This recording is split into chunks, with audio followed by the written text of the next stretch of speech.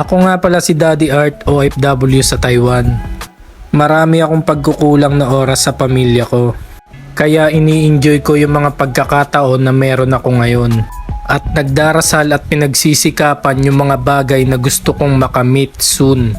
Memorable yung area na to kasi dito namin siya iniwan sa kapatid ko noong 2 years old pa lamang siya.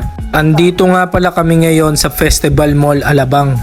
Marami akong alaala sa mall na to kasi ito yung tambayan ko nung bata pa ako hanggang sa maging binata at ngayon pamilyado na. Pagkatapos nga pala namin tumambay ng Pixie Forest, dumiretso na kami ng Excite. Mga tropa ko yung kasama ko dito dati pag gumagala, ngayon mag-ina ko na.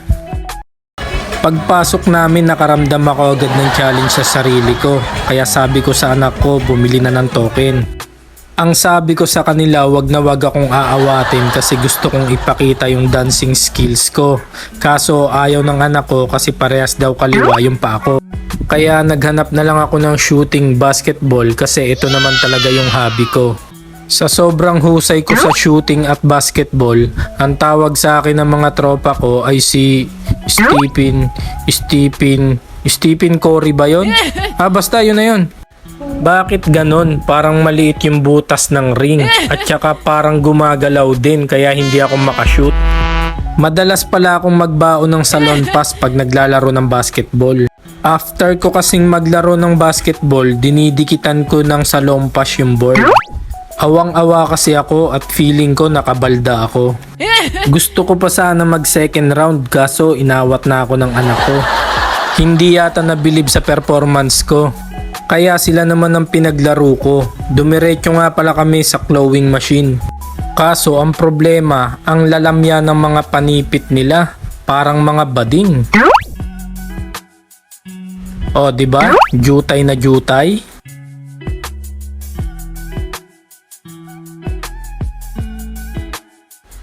Ang lalamya naman, parang ayaw talagang magpakuha. Pinabilang na pala namin sa counter yung mga tickets na napanalunan namin. Pumili na rin si Mami at si Baby ng mga items na gusto nilang ipalit.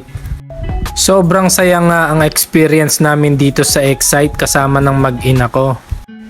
Kaya ayon, sobrang tuwa nung anak ko sa prize na nakuha namin. Pagkatapos namin maglaro, nag-food trip muna kami. Nagutom yata yung dalawa kong tropa.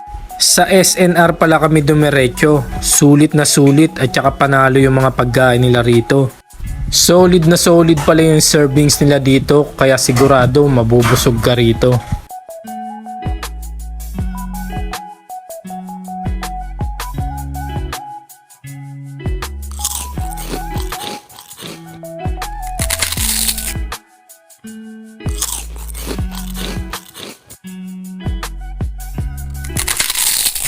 At pagkatapos namin kumain, di namin pinalampas yung malaking Christmas tree.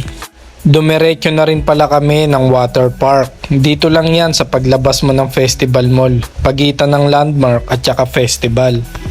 Napakaganda nga ng ambience dito at saka sariwa yung hangin, kaya masarap tumambay.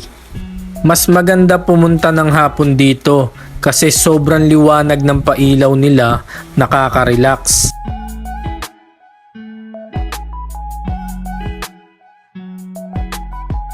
Marami din palang mabibili ritong pang merienda, iba't ibang mga food stand at saka milk teahan. Pinahanap ko na pala ng pwesto si Mrs. kasi bibili kami ng milk tea ng anak ko. Isa pang nagustuhan ko rito, libre na yung live concert sa mga taong gustong kumanta. Di mo na kailangan maghulog ng 10 piso o astig, di ba? Dito maganda i-date yung jowa mo. Kantahan mo, gulatin mo, pakita mo kung sino ka.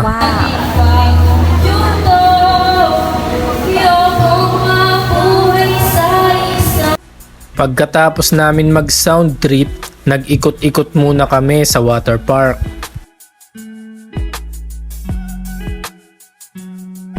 Sobrang sarap sa pakiramdam na kasama mo yung pamilya mo. Isa yan sa mga pinagdasal at mga pangarap ko. Tanging kapwa OFW ko lang ang makakaunawa ng mga sinasabi ko.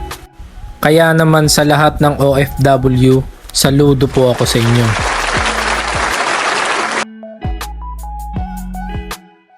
Pag sinuswerte ka nga naman, sa dami ng dadaanan makakakita ka pa ng pen shop.